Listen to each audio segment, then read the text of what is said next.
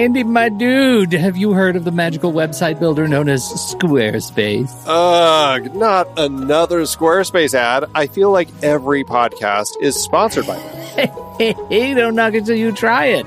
Yes, okay, it is overhyped, but actually it lives up to the hype. Squarespace is like a website fairy godmother. With a click of a button, your site transforms into a beautiful masterpiece. A website fairy godmother? That sounds interesting. What makes it so magical? Well, for starters, those slick templates make anyone look like a professional web designer. Pick one, customize the colors and fonts to match your brand, and voila. Plus, the drag-and-drop fluid engine is so easy, your grandma could build a site on Squarespace. Well, she did knit me a lovely scarf last Christmas. Maybe website design is next. Exactly. And when you're ready to sell your Nana's handmade scarves online, Squarespace has built-in e-commerce. Add a store with one click. Get flexible payment options. Then watch those sales roll in. And when she wants to teach others her steezy scarf skills, Squarespace's new courses feature is just the ticket. Nana can set up her curriculum and enrollments and payments in a snap and become the next e-knitting influencer. Oh, wow, you really sold me with the grandma angle. Sign me up for that free trial. Just go to thenextreel.com/Squarespace and transform your site into a beautiful Squarespace masterpiece. Well, thanks, Pete. Even though it's overhyped, Squarespace actually sounds perfect for Nana's site's needs. Appreciate the warning on the ads, though. I'll brace myself next time I listen to a podcast. Anytime. Let me know if you need any help getting that site up and running.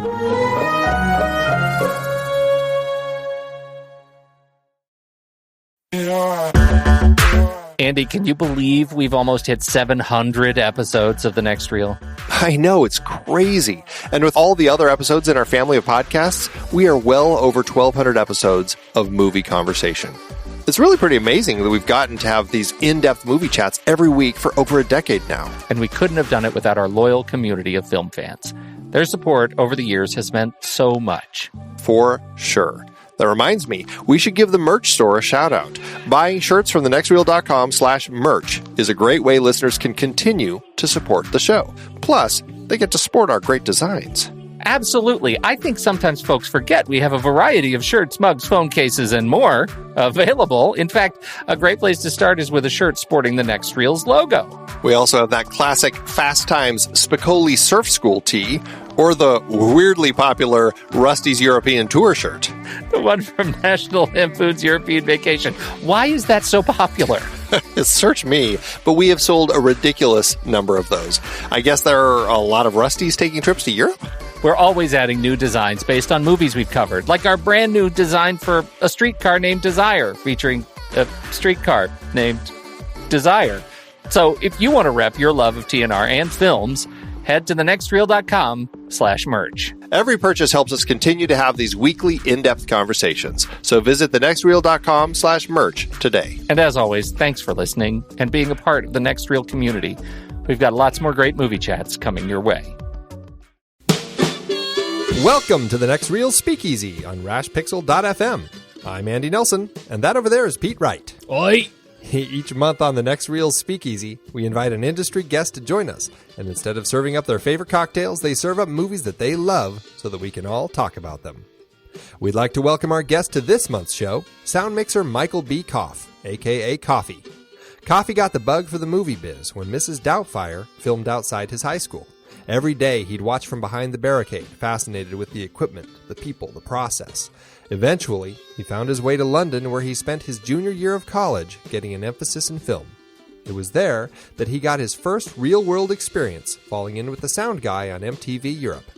After graduation, he moved to LA and ended up in reality TV, mixing the sound in shows all around the world. But Coffee always found the sound in the scripted world so much more attractive. So after 5 years, he took a leap of faith and switched focus. Needless to say, things have worked out well so far. Coffee has mixed sound for such movies as The Kingdom, Piranha 3D, Percy Jackson and the Sea of Monsters, Hot Tub Time Machine 2, Casa de Mi Padre, and most recently, our favorite little monster movie, 10 Cloverfield Lane. Recently, he worked on the Zach Galifianakis, Kristen Wiig, Owen Wilson, Kate McKinnon comedy Masterminds, coming out later this year, and he's currently in Boston working with Peter Berg on Patriots Day, the true story of the Boston Marathon bombing. When he's not busy on set, Koff has recently become a licensed private pilot and plane owner, and spends as much time as he can both in the air and on the ground with his family. Welcome to the show, Koff. Thank you. Now, you are bringing a film that should be quite a fun one to talk about. This is the film that Guy Ritchie did, following up Lock, Stock, and Two Smoking Barrels. It is Snatch. It is Snatch. Okay, I've got questions. Two questions. Now, first, and I don't want to get any hopes up because we have been asked before to talk about Tarantino, but your original pick was Pulp Fiction, and then you gave us a last-minute audible and said, hey, what about Snatch? Yeah. So I'm dying to know, why'd you want to shake this up and talk about Snatch instead? You know, when I started thinking about Pulp Fiction, the things that I like about it, the things that I liked about it are the things that are emphasized in Snatch throughout. You know, there's moments in Pulp Fiction that kind of bring the end back to the beginning in reverse.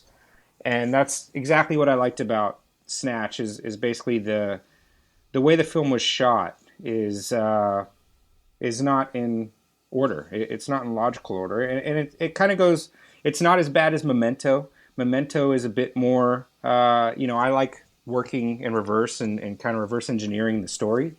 And Snatch does that in a way that doesn't require too much thinking, unlike Memento, but it doesn't do it enough in Pulp Fiction.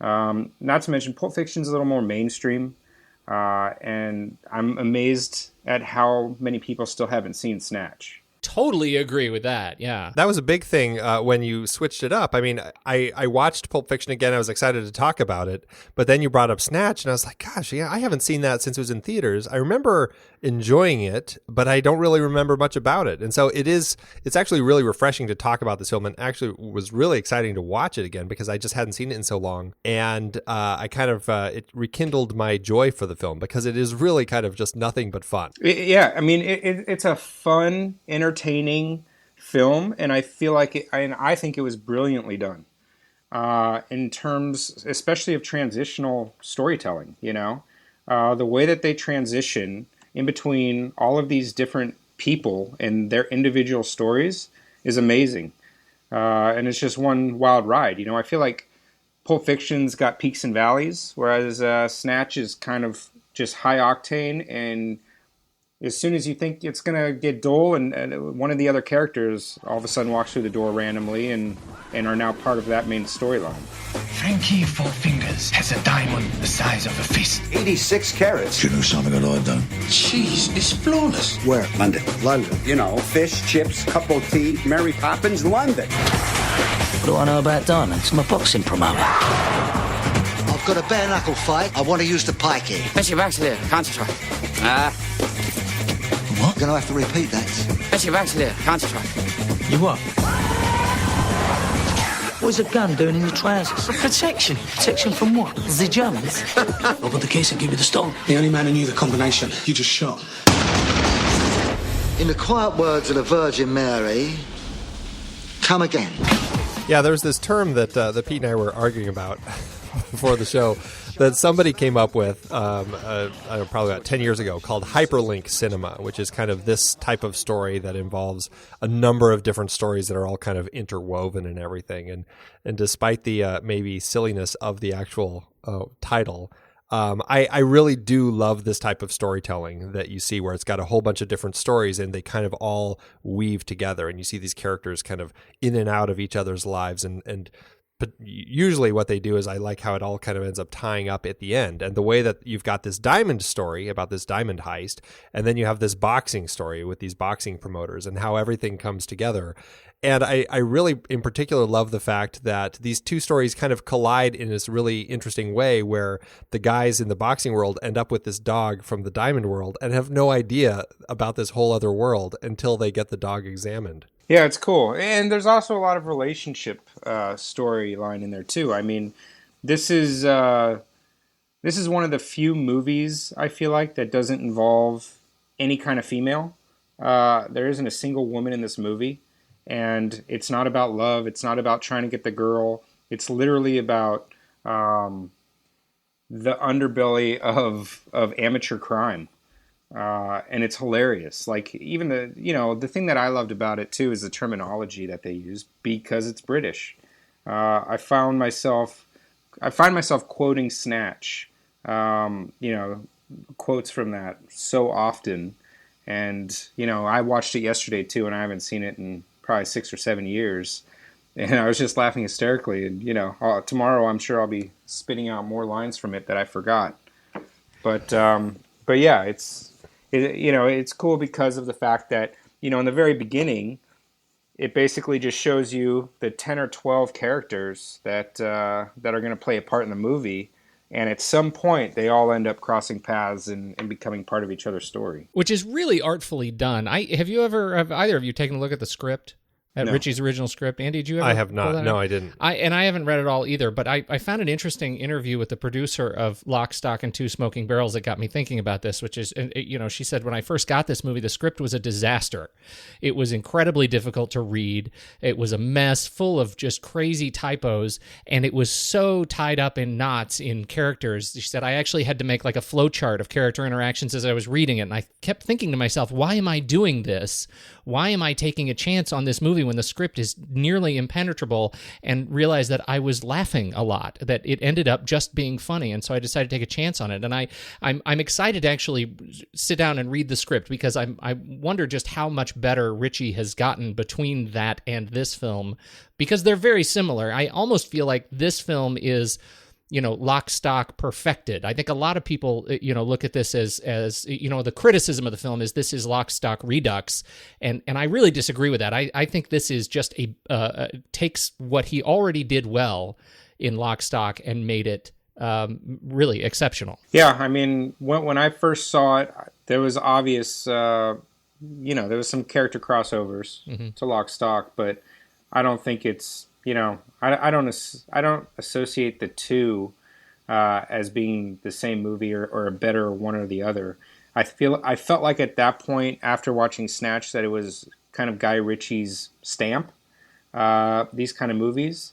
But I think really, that's probably a better way to put it. Yeah. But really, he hasn't done it since Snatch. He did the Sherlock Holmes movies and stuff like that, but none of them really touched me personally the way Snatch did. Yeah, he really kind of has stayed away from this. I mean, his style is definitely there, but as far as the way that he does the storytelling, I mean, I guess you could say he kind of played around with it a little bit, maybe in something like The Man from U.N.C.L.E., just as far as kind of the flashbacks as to when you'd find something out and you jump back in time to kind of get back to the point, kind of that non-linear storytelling a little bit, but nothing to the extent that he did here or in Lock, Stock. I really wanted to watch Lock, Stock again before talking about this one. I just didn't have a chance, but I remember really enjoying both. And I think you're right. I think the style is there. The characterizations are there. The storytelling is pretty similar, but I think they're both such different stories with such vastly different characters that for me, it's just like two great films by a great director. I didn't feel like I was just watching Lock, Stock all over again. Right. I think he does some, and I guess when I say that, it's really the visual, like you say, the visual stamp that he has on these things, and how exciting it was to watch this film again and see that glorious slow-mo at the end of Brad Pitt, flying through the air, and watching how they made that sequence. Shot him underwater, they shot him floating at 800 frames per second. They did, just a number of things, and then to watch Sherlock Holmes, which I had a great time watching Sherlock Holmes. Like you said, they didn't have that much of an impact, but visually, the way they orchestrate the Sherlock Holmes predictive fight sequences, I think were exceptional and tied directly back to this kind of style. I just really love it. The fight sequences were exactly the same. Yeah. As was the music. During the fight sequences, the music in Snatch is fantastic. Everything from the fast-paced stuff to the Jewish ringtones. I mean, I feel like it's one of the best opening sequences of a movie. In terms of after Turkish says and they're from Antwerp and they go into this security footage thing where camera doesn't cut and the camera basically is just following these 4 or 5 rabbis, going from layer to layer, getting through security to bring us into the first scene of the actual movie post-credit is awesome. No one else has done that, and it's just a very creative way to show this, what could be a huge walk and talk that's logistically a logistical nightmare to shoot. And a narrative nightmare to follow. Yeah. I mean, one of the things that annoys me about that is the sound of that opening sequence. Why is Because that? there's no perspective on what you're seeing. You're hearing them like they're in a booth talking. It's not well synced. And, I'm all about perspective audio. Being a sound mixer, if somebody's deep in the background, I want it to, I'm mixing it to sound like they're deep in the background. I don't want the presence of, of somebody right in front of camera. In that whole sequence, the perspective never changed. So even though you're on a security camera watching them 40 feet away walk towards a security camera, the perspective of the audio is still like they're, right underneath a boom mic or whatever. Right, so even if we're listening to it through the speaker in the security office, it should still be crappier audio if they're standing far away. We should hear that. Oh, yeah. Yeah, you wouldn't hear them at the far end. And honestly, what they're talking about doesn't matter. I feel like that all that dialogue should have been mixed in a way that is bright and tinty and, crackly and what it would sound like to the security guys that are actually sitting there watching the security footage. But, I pick things apart, especially when it comes to sound. So, that's one of those things that, there was quite a few issues with the sound, if you will, but, it doesn't affect the storytelling to me. Like, it's still an amazing story. Yeah, and I can see the point that you have there because, I mean, really that their conversation about, the Virgin Mary and everything, it's very superfluous. And it's just one of those random conversations I suppose they would be having if they're trying to, pose as rabbis in this heist. I mean, so it kind of makes sense, but the fact that we're hearing it that way doesn't make sense. But that being said, in the context of the story itself, you're right. I mean, it's such a great way to open the film where you've got this, it's a very steady, constrained way to kind of open where you just are following them on the security feed up until they get into this room, leading into just the most bonkers way to shoot the robbery with you've got these crazy 360 spins of the image. You've got these cuts where it like stretches the image apart and then puts it back together as a different image. And it's bonkers, but it is a great contrast that they set up there. And so I absolutely loved it, and I forgot all about it. So it was really exciting to me. I totally even forgot that was Benicio del Toro until he walked in and started the robbery and everything. So it was just so much fun to watch that way. Yeah, and even once he gets into the truck, and he holds out the diamond. It's like the way that they introduce every character by going into that diamond, and then throwing the pack of money over to Saul or whoever's next. And they go through all the characters of Boris the Blade and Bullet Tooth Tony and Cousin Avi, and it's really cool that they basically transition through that one diamond and then come right back to the diamond and continue the story. It is a fantastically innovative character introduction sequence, and it also sets the stage for allowing us to keep better track of who these people are, right? I mean, there's that whole kind of visual learner technique coming in here. You have to see the names associated with these people to keep track of them because there's such a big cast. Credit for the opening credit sequence goes to Stuart Hilton and Ian Cross at FAQ Design, and Will Perkins writes of their contribution on art of the title that cool as hell circa 2000, but the opening minutes of Snatch almost single-handedly reinvigorated the British gangster movie. And I think that's true. It absolutely is an incredible way to introduce this film. And I would say even not just the British gangster films, but I mean, what was that one we were talking about earlier? Smokin' Aces, which is a Vegas story. I mean, that felt very much a part of this type of filmmaking. Like they pulled directly from this film. Yeah, I remember seeing that as well and thinking the same thing. I mean, I love gangster films and British films and if it's a heist, I'm all about it. Well, and you can see so much of this influencing another one that I just really have a great time with is the Ocean series. I really love the big cast series and the heist, and you can absolutely see the influence of this kind of just the visual treatment of the heist and keeping track of big casts that, and the split screens and all the fun stuff. I haven't seen, and keep in mind, I'm not a movie buff. Between work and family and all that, I don't get a whole lot of free time unless I'm on location like I am now to go to the movies. But I haven't seen any other films that really use the transitional storytelling the way Guy Ritchie does. Because he does it without dialogue. He does it with music and like, for example, the dogs chasing the hare, right? So it's all slow motion of these dogs, two dogs chasing one poor little hare. Meanwhile, cutting back and forth to big man Tyrone, or Tyrell, or whatever his name is, running from the gangsters from Bricktop through the streets. And we're just constantly going back and forth. And the hare is just ahead, and Tyrone's just ahead. And, you almost expect Tyrone to get away as soon as you see the hare leave the frame. But, of course, he doesn't, because he's big and gets caught and whatever. But, like those kind of back and forth type of cuts that are telling the same story, I don't know. I dig it. I love that. That's one of my favorite sequences in there. And, the parallelism that we get through these stories. The other one that really sticks out at me is pretty much any time Farina is on the phone with anybody, they're fantastic, right? Yeah. On screen, period. Yeah, right. Yeah. Well, he's just good, terrific. But the opening sequence when he's talking to Frankie Four Fingers about the diamond, he's talking about London and introducing London, and it keeps cutting back to Del Toro, who is getting a suit fitted, and every time he cuts, he's wearing a different suit.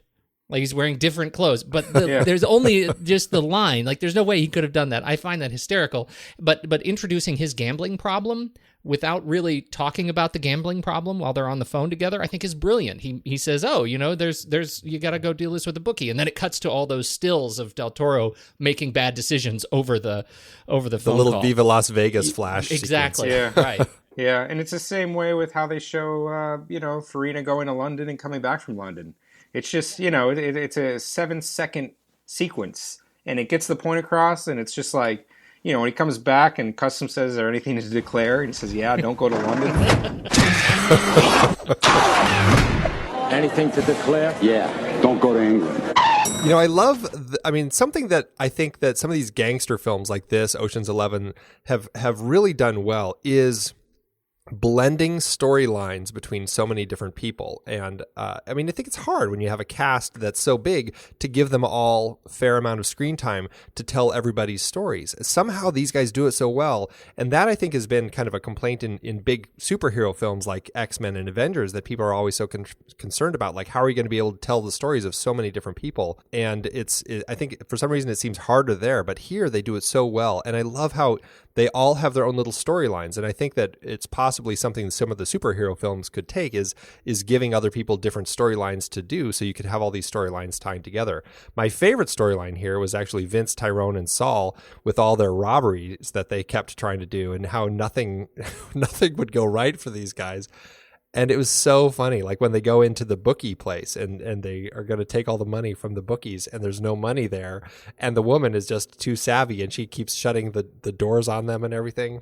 Yeah, I agree. In fact, one of the quotes that I'm always quoting on set, because, I have a sound trailer, and of course I always want it close to set. And usually the number one reason is because it's too tight, because we can't fit it in there. And I'm always saying, too tight?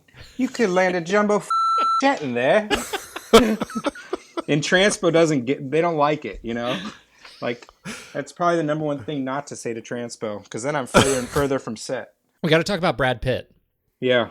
Because I think this fits into that storyline. And to your point, Andy, I wonder if one of the challenges that these big, the superhero films are struggling with is that even if they don't necessarily have characters that are played by A-list actors, they do have A-list characters that everybody's watching. They're watching really, really closely. And this, as an original property, nobody's watching as closely about which character gets what kind of treatment. In this case, if there was ever a bit of that could be construed as stunt casting, this is it. Brad Pitt as the crazy gypsy bare knuckle boxing champion, speaking this crazy kind of rural Irish rural Irish tongue that people hardly understand. Which was a great rip on, something Guy Ritchie came up with, kind of almost spoofing Lock, Stock, because so many people complained about not being able to understand anybody in that film. So he said, well, why don't I just have a character that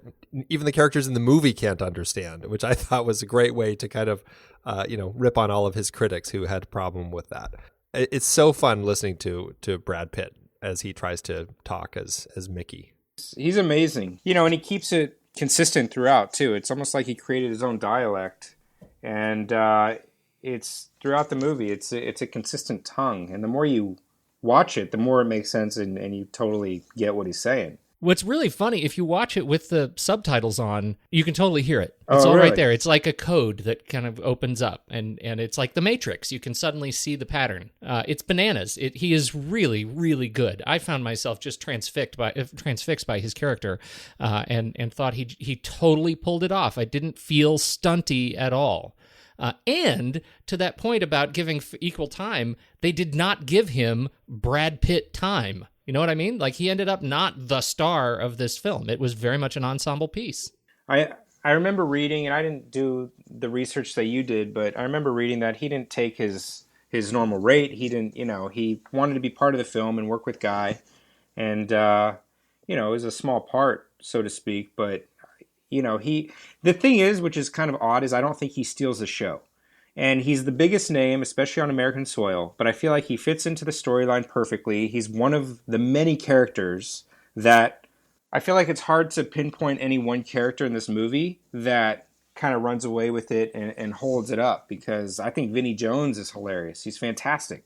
Who doesn't even come into the film until the end of the second act. Right. And Bricktop, I mean, he's just ruthless and mean, and, when he starts talking about Nemesis, all I could think about was Pulp Fiction, talking about the biblical, you know what I'm talking about. Strike him down with ruthless. Yeah. with the Aloha Burger or whatever it is. Check out the big brain on Brad. Ezekiel 25:17. Yeah, exactly. Yeah, I mean, Brad Pitt was amazing, but he was just one more character that, made the story go. By the time you get to the end, you realize that him and these so-called pikeys, as everybody refers to them, are actually some of the most intelligent people in the film, as we find out that they've basically found a way to come out ahead of everybody by the time we get to the end. And I think a lot of that, and you mentioned no women in the film, except for the key character of his mother, and how that, how Bricktop makes a really bad decision in burning the caravan with his mother in it, because that really puts him into a place where, I mean, they come up with this plan to basically, take down Bricktop and his crew, and they end up winning, and I think that's a really interesting little element to this story that's completely unexpected. And somehow it's this gypsy group that ends up tying every one of the stories together. They're the ones who destroy the gangs that are waiting at the camp. Brad Pitt's obviously in the ring and messing with the thing. They're in the alley out the back. And they're the guys who gave the dog or sold the dog to Saul, who ends up, with the dog and the diamond and everything. See, now, how did Saul end up with the dog? Because the dog was given to Tommy. Right. But then Saul comes into the shop with a dog, and I don't understand where that dog came from, and how they found it back at the Pikey site or the campsite, because they never went there to begin with. It was Tommy and the big guy, Tommy and the big guy that went there to buy the caravan. But did they leave with that dog? I thought that was a different dog that they left with. I could be wrong. Because it was the dog came from that was what's his name's Saul's friend. What was his Vinny came in with the dog. It was a different dog at the camp. Vinny came in. Was Vinny behind the glass or was Saul? Yeah, Vinny was behind the glass. Yep. And Saul comes in with a dog, and he says, "Where did that come from?" And there's no explanation of how that dog came into the picture, even though the movie is named because of that dog, because the dog snatches, and the dog snatched the diamond, and the dog has the diamond. But I don't fully understand where that dog came from and how Vinny knew to go back to some pikey site to find the dog. I swear it was a different dog when Tommy and Gorgeous George were driving away. I thought it was a different dog. Because they had a bunch of dogs. But even if it was a different dog, how do you explain Vinny knowing to go to some pikey campground to find the dog? Because Saul says, "Where did you find it?" And Vinny says, "It went right back to the campground." Well, the funny part about this dog was they actually had to replace it partway through filming because the dog was apparently very difficult to work with. The scene when Vinny's in the back seat with the dog, he was wearing, I guess, a fur coat of some sort, and the dog decided to start humping him. I heard that. And while Saul's up front and the dog is biting the hood of his jacket, you can kind of see Saul crack and start laughing for a minute because it was all very, it was not supposed to happen that way.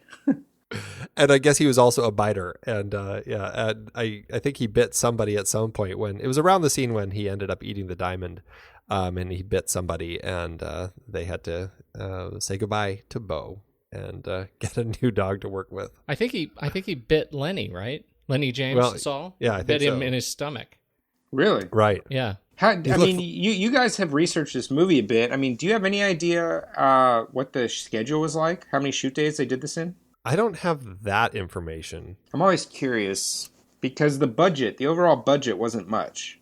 I want to say No, it was just like 10 15 million. million. It was 10 million? Yeah, Wow. $10 million budget. So not very big. Not very big. Yeah. I'm trying to remember if they said anything in the commentary, and I didn't write that down if they did say it. So Okay, I will confirm at this point it is a totally different dog. In the Okay. beginning. It did jump out the window. Totally Okay. different dog. The first time we are introduced to the dog that takes the squeaky and the diamond is through Vinny when he walks down the street with the dog on a leash and enters the bookies or the pawn shop. Right. And that dog, I guess the loophole that we're trying to close here is how did that dog know how to get back to the gypsy campground?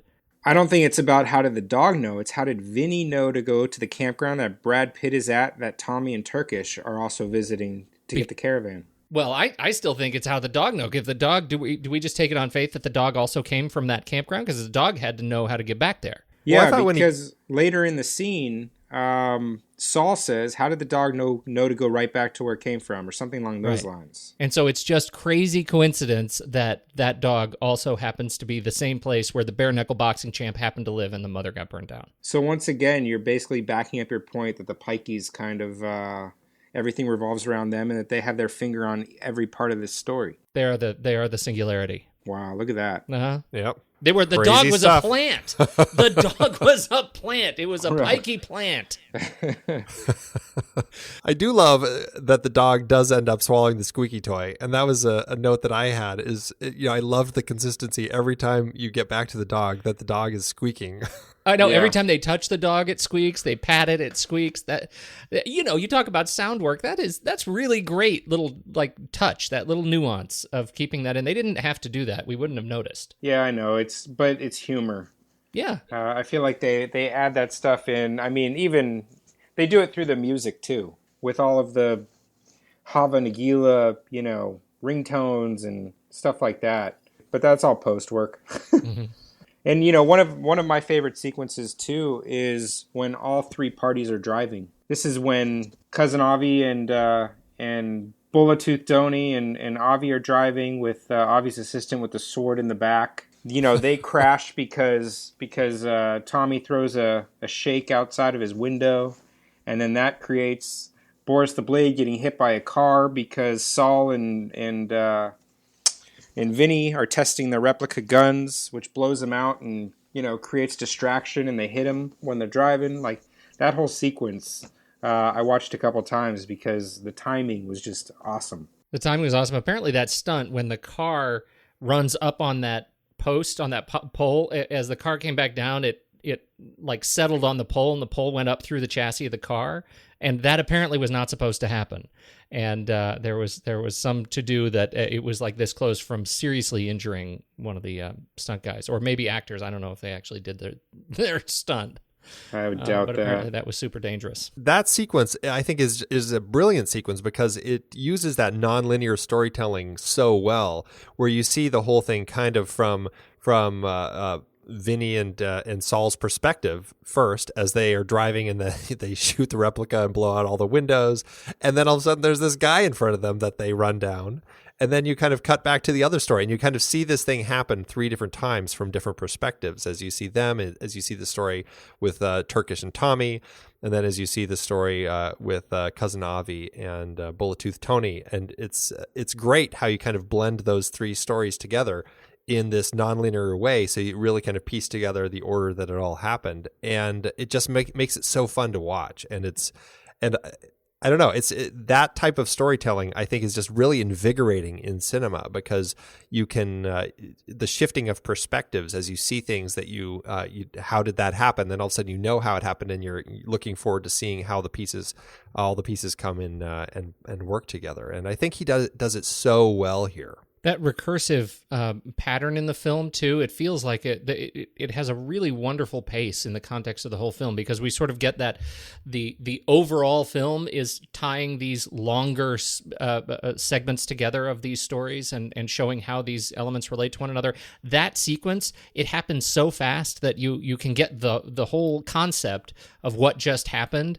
It feels almost like the resolution of a slapstick, like a Marx Brothers or a Three Stooges kind of a thing, but it happens so quickly that you get the whole concept and still get to keep the recursion, kind of the narrative folding in on itself element that I think is really gratifying if you keep up with it. Agree. Jason Statham as Turkish. Probably his best movie ever. I think so too. What's so cool about it is, as an incredibly talented physical actor, right? I mean, he's an incredibly physical guy and can totally pull off the physical elements. Yeah, you almost would have expected him to be cast as Mickey? as Mickey, right? As the boxer, right? He certainly has the physique and the talent to pull it off, but he also, I think he just does a great job as the kind of clumsy, stuck in the middle of this thing, kind of amateur boxing promoter. And you used the word amateur earlier. I think emphasis really on amateur. All of these guys are, they wear the clothes of their field, but they're truly incompetent at it. Yeah, exactly. I don't know actually if there's any character other than maybe Doug the Head, the diamond buyer, who isn't an amateur, because Doug the Head is starts it and ends it, because he ends up with the diamond. He does, right. and he runs the larger operation. I guess Dennis Farina, too, runs his larger operation. Now, what happened to Dennis Farina? He just... we see him heading back to London at the end, right? He goes back to London to start the whole thing over again. Right. So our assumption is, at least my assumption is, Dennis Farina ultimately ends up with the diamond, as was intended all along. This is like the Indiana Jones didn't actually need to be in Raiders of the Lost Ark for the thing to work out just as it was. Like, this whole movie did not need to happen. Ultimately, Farina was going to get the diamond. Right. It's just a lot more fun the way he got it. Yeah, much more fun the way he got it. Absolutely. Dennis Farina is just a treat to watch, because he always brings this air of what the hell am I doing here to every movie he does, and that's part of his kind of vibe. But it really works well here because he's with people who are truly out of sorts. My favorite bit with him is when he's in the hallway and Boris the Blade comes in. And it's right when those guys are in the hallway. Vinny and Saul are in the hall, and they're going to take the briefcase from him. And then Bullet Tooth Tony shoots through the wall to get him. And just the bit with Boris the Blade, how he just is like, he's that guy who just won't die, and it's just so funny how many times Bullet Tooth Tony has to shoot him to bring him down finally. Yeah, and it works well for Tyrone. Yes, yes, it does. Bullet Tooth Tony runs out. He tries to shoot his last bullet into Tyrone, and he's already used his whole clip on Boris. On Boris, the bullet dodger. That is actually really funny. I weirdly had not made that connection that they call him the bullet dodger, and it took him like 9 shots to actually kill him. It actually took full 12. The full 12. That's fantastic. Yeah, if you count him, because he pulls his clip out and puts a new clip in as he's walking down towards Boris. He said, "Boris, what are you doing here?" And he just starts shooting him, and finally that 12th shot, and he turns around and get Tyrone, and he's out. That's fantastic. And that was after having been run down while he's standing in the middle of the road. Yeah, exactly. That, of course, is Raid Serbegia, who is one of those character actors who always pops up and is just always a delight to see on screen. We got to talk about Vinnie Jones, though. I don't think I ever really looked up any of Vinnie Jones's background. He's a rugby player. You guys know about him? I know he's a professional rugby player. Footballer, yeah. So he played. He was known as one of footballers' hard men. He became famous. Do you know this? Why he became famous? Grabbing the. Yeah. Yes. They call that, apparently, did not know this, marking another player. He marked Newcastle United's Paul Gascoigne by grabbing his testicles in the game. Having to get photographed doing it. And it's of Vinnie Jones's back. You just see Jones on his back. And, I mean, he's just got a handle on him. And the guy that he's got a handle on, it's right on his face, and the agony in his eyes. There it is. You found it? I found it. Oh, he does not look good. Yeah. He does not look good. Did you know that, Andy, or no? No, I had no idea. I mean, I had read that he had played football, but I didn't realize that. Ow! Look at Ow. and look at Jones's face. He's just steely-eyed. Like, this is just a thing I do. Just look at how short those shorts are. I know. Look at those thighs. Wow. Man. Is that a goalie that he's doing that to? No. With the striped shirt, or that's Looks just like, the stripes? It's the ref. Yeah. That's we're obviously going to be putting that link in the show notes. So if you missed that, you gotta check out the show notes. Wow, that'll be worth it. That is brutal. He is so good in this film, and this is just his second film after Lock, Stock. He hasn't done a whole lot else, has he? He did The Midnight Man. He's done a number. He's got a regular spot on Gallivant, the TV series. He Kill Kane, Bite, Gridlocked, 6 Ways to Die, Checkmate, Rivers 9, Awaken. Have you seen any of these? Mercenary Absolution. He's got a number of credits. He's got like 91 credits to his title now. Of course, most of these were after Snatch. Before that, he had done. You know what he did do in 2000 is the hit remake, Nicolas Cage remake of Gone in 60 Seconds. Oh, that's right. Dominic That's Sena. right. I remember. Yeah. I remember him in that. Yeah, I think he's a busy guy. It's just he's in a lot of things that I haven't seen. Yes. Right. Oh, geez, Right. he did Swordfish. The only other thing I forgotten remember him in is X-Men: The Last Stand, where he played Juggernaut. Yep. Anyway, he's done a number of things. And what about Guy Ritchie? He doesn't seem like he's done much since getting a divorce from Madonna.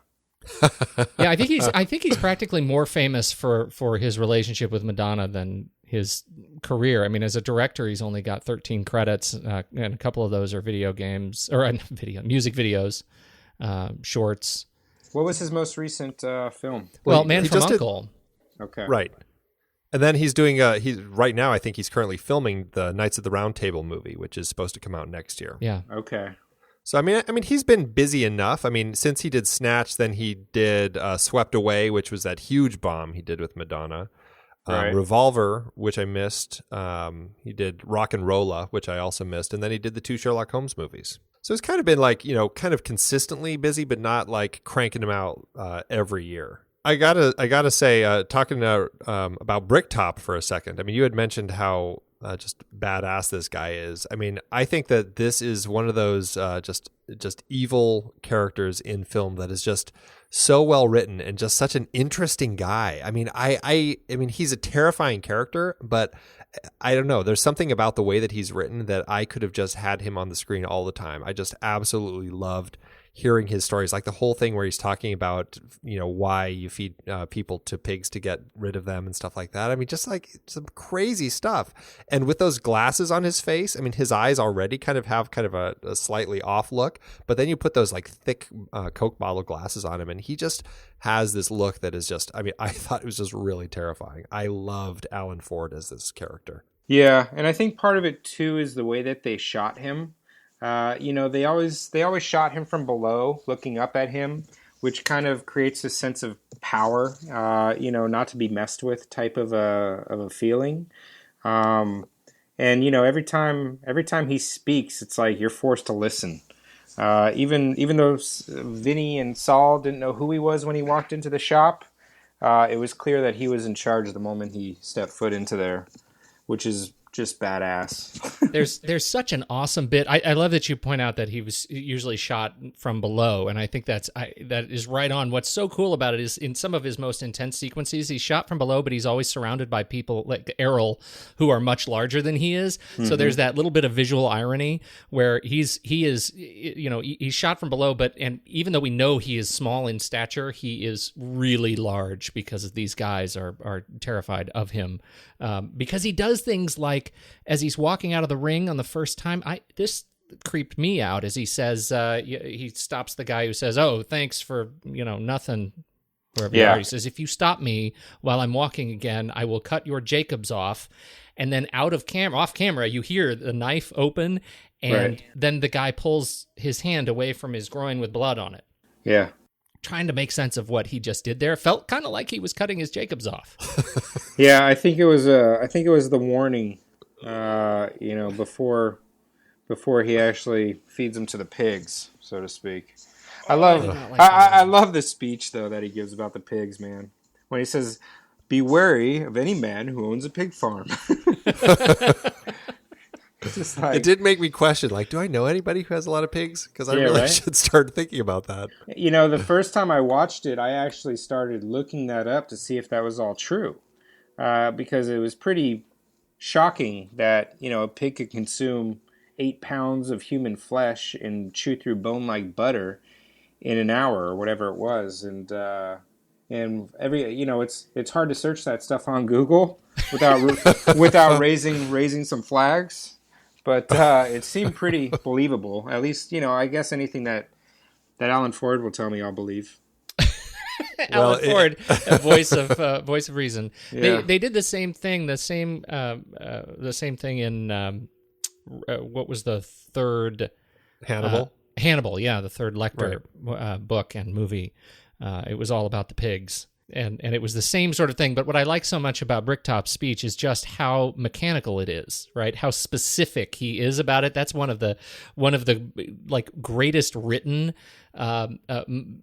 menacing speeches that I've seen. He just really pulls it off. Yeah. Well, and he doesn't give the speech as a threat. No. He gives it it's very factual the way he delivers it, but you can, like, the subtext of it is so threatening. It's such an ensemble cast that's, I feel like every character is an amazing character that is easy to talk about. Well, I was just going to say, back to Bricktop real quick. I thought it was interesting that they originally offered that part to Sean Connery. Really? Who actually liked the script quite a bit, and so Matthew Vaughn, the producer, arranged to screen Lock, Stock for him because he hadn't seen that, just so he could kind of get a feel for what their filmmaking style was like. Right. And he liked it, but he said that they weren't going to be able to afford him. So I'm not quite sure. He didn't give him the Brad Pitt discount?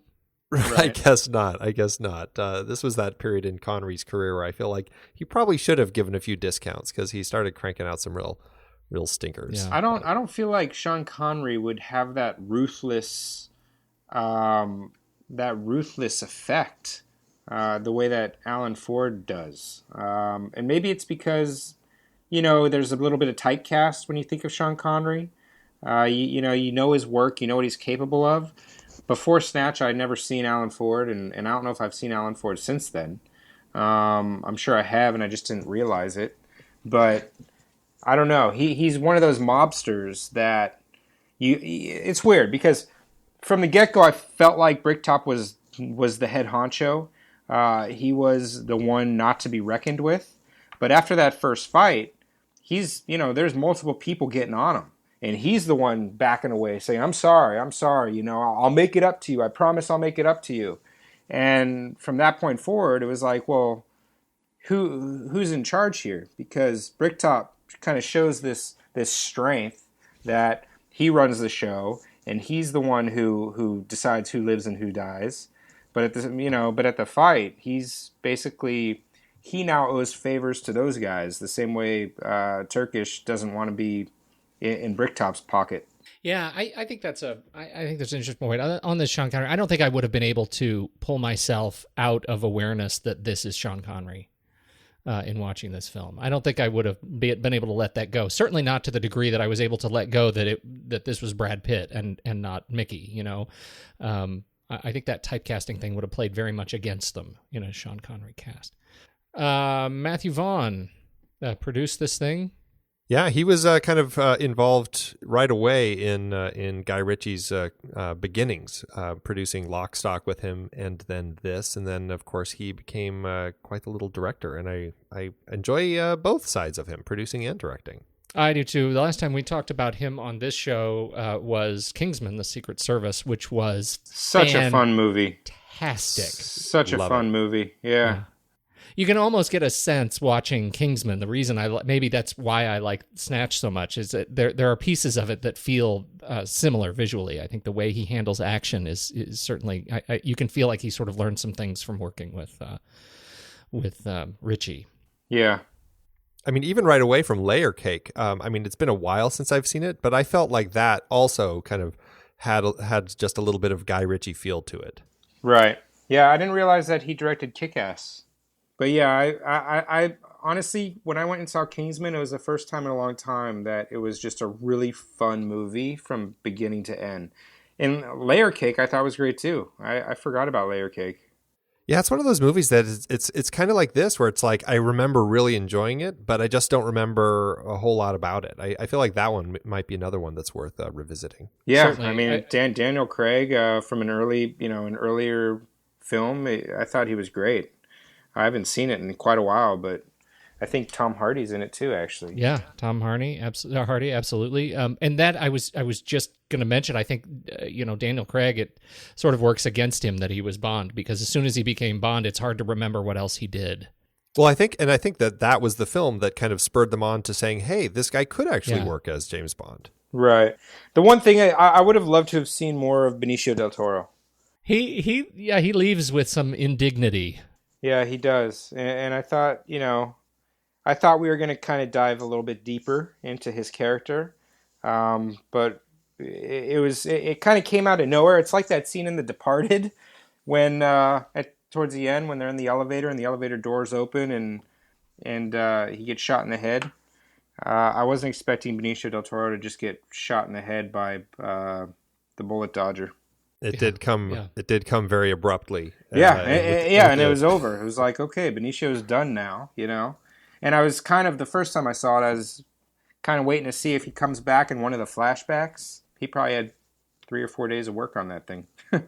But a lot of costume changes. Yeah, right. Yeah. Let's see. Okay, so into the production. We've talked just a little bit about sound mix, Simon Hayes, and sound design and effects editor Matthew Collinge.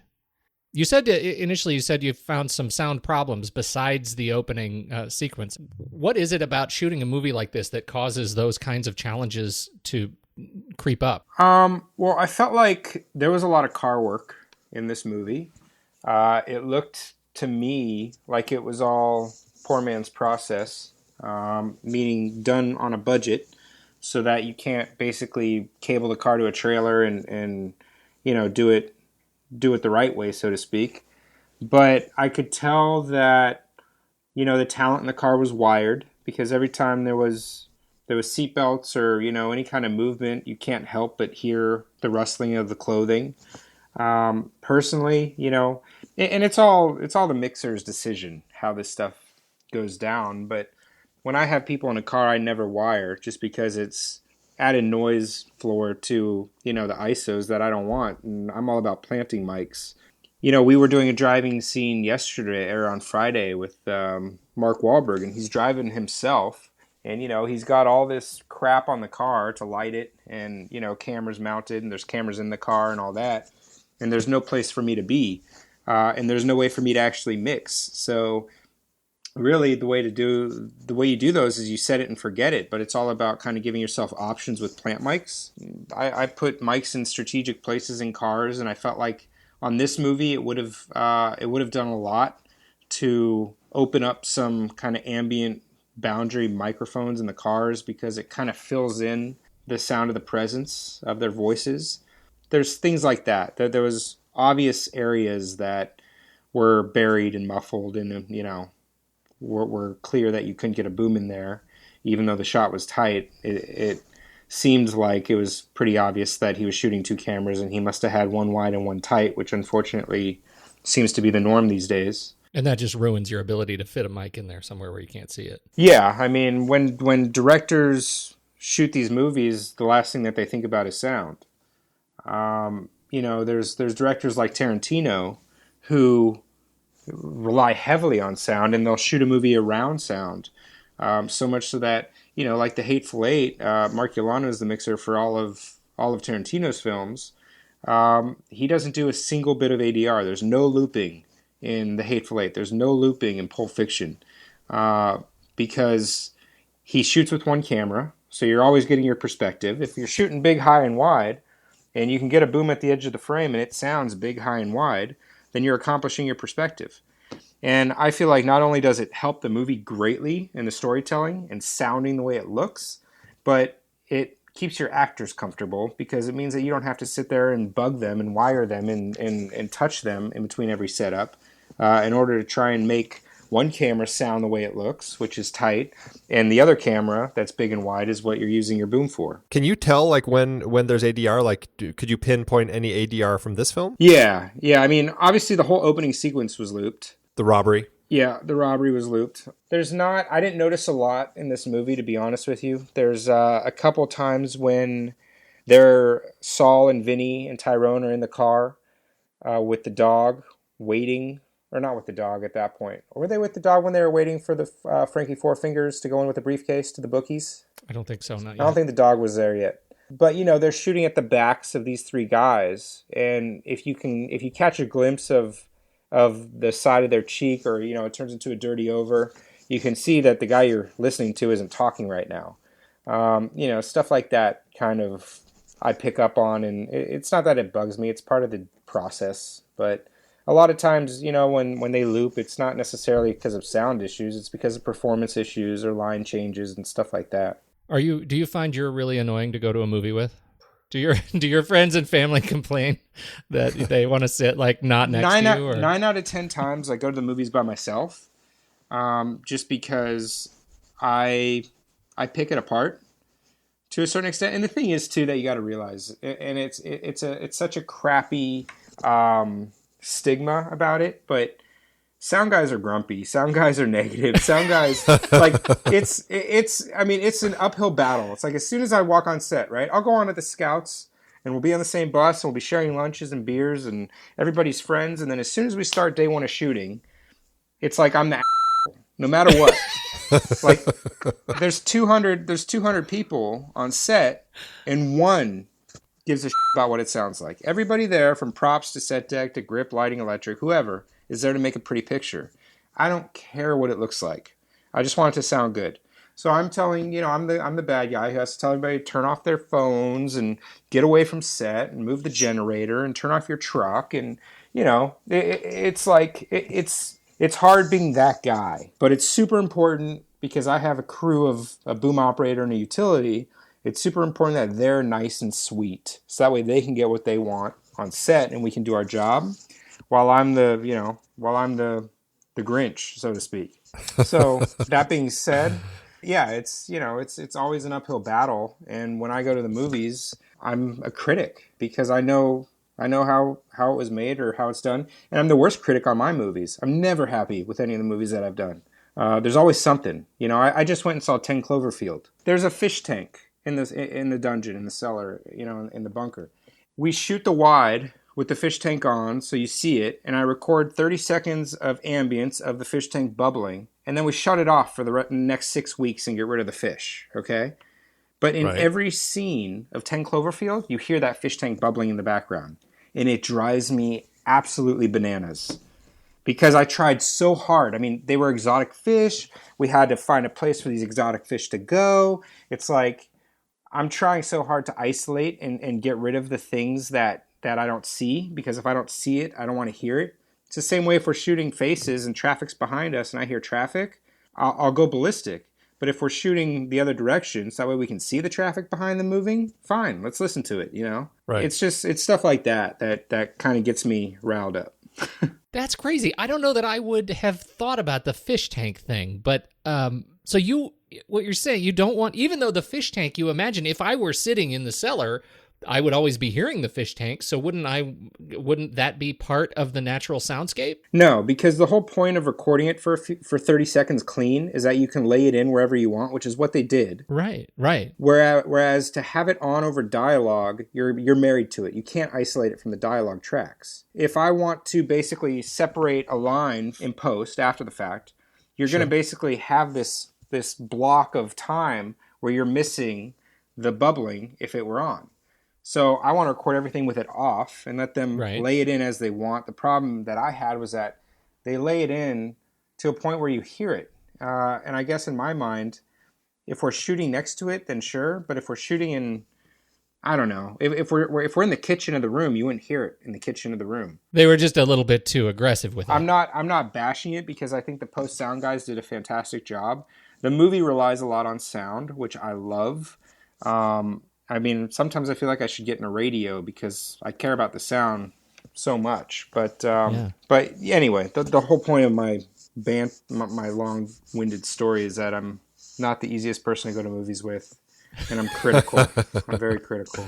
Well, you'd be happy to know that Matthew Vaughn and Guy Ritchie started a fine on the set of this film anytime someone's cell phone would go off or anything, any issues that people cause. They actually made them put money into a jar. Yeah, we do that on a lot of movies. Actually, it goes into the $5 Friday bucket. That's awesome. I mean, it's interesting though because I think it speaks critically to, especially a film like this, how so much of the style is so in your face. You know, you have a very aggressive visual style and an editing style, and I think it makes sense that the sound style would also be that way. And I think they play it up sometimes more than others. I mean, even just the way that the thing that I'm remembering right now is when some of the supers come on the screen of the different cities that people are in, and you get little sound effects coming in with the name of the cities and then going out with the name of the cities. And it was a very fun style that they had all through the film. And so, I mean, I think that they, both the cinematography by Tim Maurice Jones and the editing by John Harris, along with all the audio, I think it all ties in nicely in kind of to help create this style that Guy Ritchie has. And I think despite problems that are in it, I think it's very easy to just enjoy the story, because when a story is really fun and you're really into the story, I think it is a lot easier to gloss over any issues that you might have. Yeah, no, I agree 100%. You know, I think you mentioned Tim Maurice Jones. Just overall, the visual production, and I think the editing of this film it's a pretty ridiculous edit. Just with all the crazy looping narratives, and much credit to those guys for pulling that off, because it does. Besides the dog thing, which I'm still kind of stewing on, it works really, really well. It's visually tight. It's easy to watch and not too terribly distracting. So terrific work. Did either of you guys think that there would be a follow-up to this movie based on where it was left off? I didn't think so. I don't remember at the time when it came out. I don't recall saying, gosh, this feels like they're setting it up for a sequel. I guess I could see that. It seems like it would be interesting to kind of continue the story and following this diamond as it kind of continues its journey now. Or maybe we continue following the story of the dog. I don't know whose story we'd follow. But it didn't cross my mind. Is that something that you thought of when it finished? Just this last time, just yesterday when I watched it, it just felt like we never see Avi get there to actually, to claim the diamond that apparently is that's his. And there's still quite a few characters that remain after all the killings. It just seemed like there was some open-ended areas that could have still been fun to explore. The pikeys just disappear. And I would love to know where Brad and the boys are at that point, Mickey. Right. But I don't know. It just... I guess I'm torn on that, because I think you're right. I mean, these were such fun characters to explore. At the same time, I really do like the fact that it ends on a hard the end. Yeah. You know what I mean? Like, it ends on that passport stamp, which I find really, there's a great sense of finality to it. And I guess maybe I'm sequeled out right now. I love the idea of a film that just gives me an isolated experience and I get to enjoy it. Don't worry. I mean, in 15 years, it'll be rebooted. With the same cast. Yeah. Right. Let's see. We've talked about the music a little bit. Again, the music was a little bit genre defying. You hear this kind of music all over the place in these heist films now. Yeah. Well, and it seems like, I don't know, I mean, definitely going back to Tarantino at the beginning of this, I mean, he certainly established this brilliant way to kind of find obscure songs and build these really fantastic soundtracks. I feel like Guy Ritchie kind of took that type, and I feel like he enhanced it quite a bit, because I really enjoy it just feels like his songs almost fit a little more. They don't feel quite as anachronistic as sometimes Tarantino's do. As fun as I think Tarantino's soundtracks are, I just really like the songs in this. They really seem to fit this world a little bit. Yeah, I thought the music was fantastic. And I really like the hard cuts out of the music. As soon as, a barrel of a gun is snapped shut, or the revolver snapped shut, or as soon as a book is closed, as soon as there's a punch from Mickey, it's like the music just snaps out and we're back into the story. Let's. How did it end up doing, Andy? Did you look up any awards, or did it score well? I didn't find any awards that it received, but it did end up finding its audience eventually, and it certainly has kind of become I guess you could almost say a cult classic now. This film cost $10 million when it was made, which is about $13.5 million in today's dollars. It ended up grossing here in the U.S. about $30 million and overseas about $53.5 million. So all told, it did real well for itself. It made a total adjusted gross of about $113 million. So that's about an adjusted profit per finished minute of almost $1 million. Had this movie been made today, it would have had a sequel. Yes. With that kind of money. Yes, it would have. So, yeah, no, I mean, it really found its audience. I think it was just initially, people weren't quite sure what to make of it. And I don't think the critics were very favorable with it. I think they all felt it was just a rehash of Lock, Stock, and Two Smoking Barrels, which I think is just, I mean, maybe it was because they came out so close together, but I think that they're both so different and so fresh. I don't see them as being rehashes. So I don't know. Well, I think it's time for us to dig into why people show up and rank it. You head over to flickchart.com, everybody, and you log in with your account. And what it's going to do is when you search for this film, it's going to present you two movies, this movie and one other movie, a completely random movie.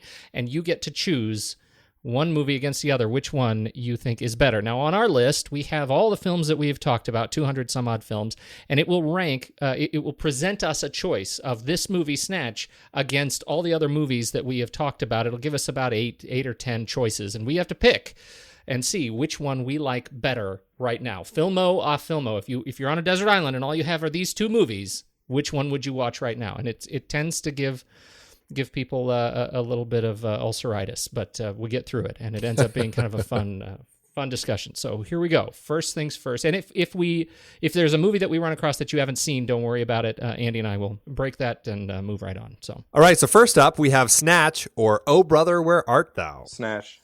Little Coen Brothers. Are you ready, Andy? For the first time, Snatch.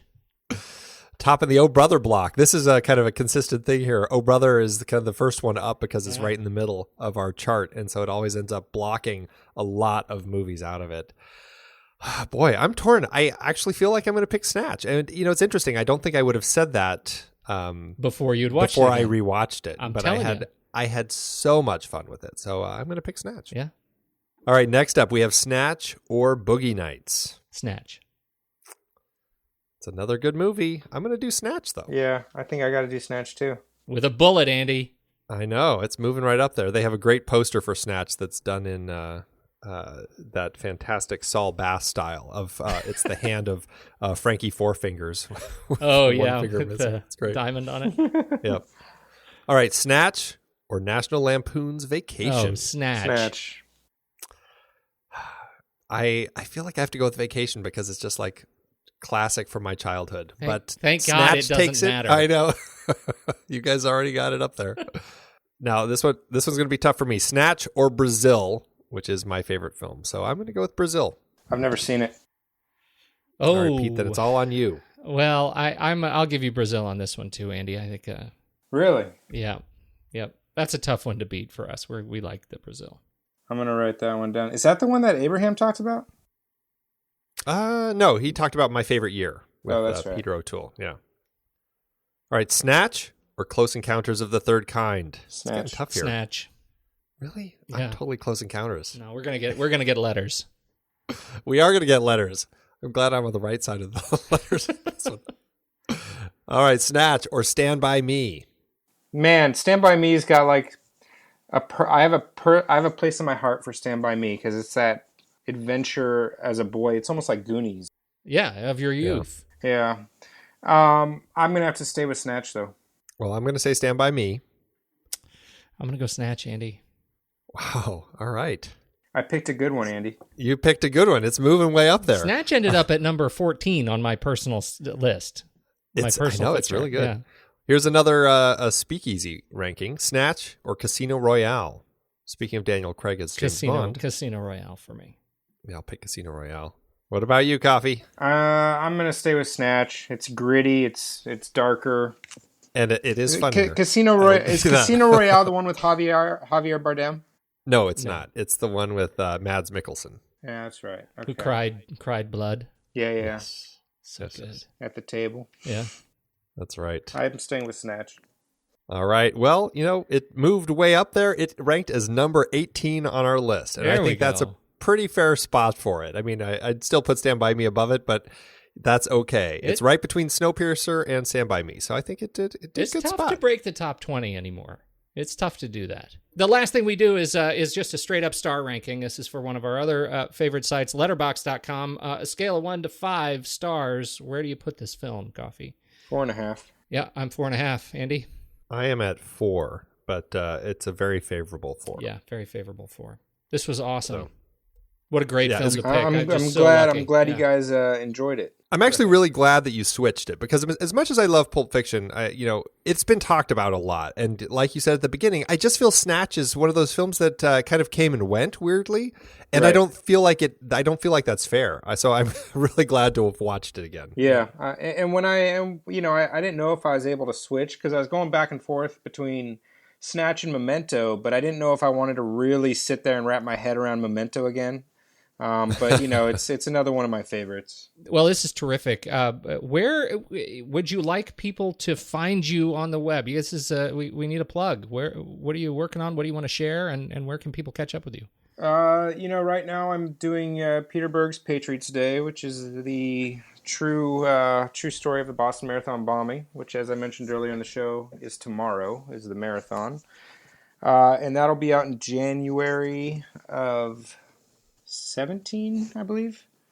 And then after this, I go to Atlanta to start a film called Den of Thieves with the director of London is Falling, or London has Fallen. Which one? It's one of those two. London Has Fallen, yeah.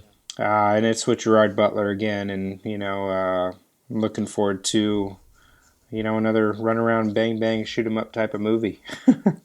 But, I used to have a website for my company, iMix. I don't even know if it's up anymore. But really, IMDb is kind of the only place that I think I'm listed. So, well, we'll make sure to put a link in the show notes. Yeah, so cool. Follow you. Yeah. If you just type in Coffee, Koffy. Well, again, thank you so much for joining us in the Next Reel Speakeasy, Coffee. We're glad to have had you out here today. Yeah, this was fun. I'm glad we did this. And for those of you out there, we hope you enjoyed the show. If you like what you heard, follow us on Facebook, Twitter, Google+, Instagram, Pinterest, Letterboxd, Flickchart, and now YouTube. And don't forget to head on over to iTunes and leave us a rating and comment. It really does help more people find us. Thanks for tuning in, and until next time, I've got to go shopping for a Periwinkle Blue Caravan.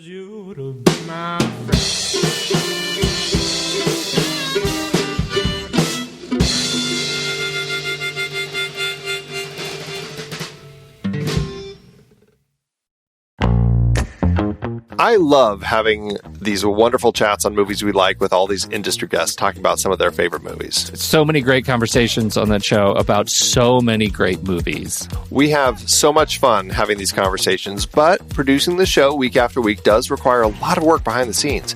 If you'd like to help support our efforts, one easy way is by using our Originals page when shopping for books and movies that we've covered. Your purchases made through our links give us a small commission at no extra cost to you and allow us to keep having these incredible conversations.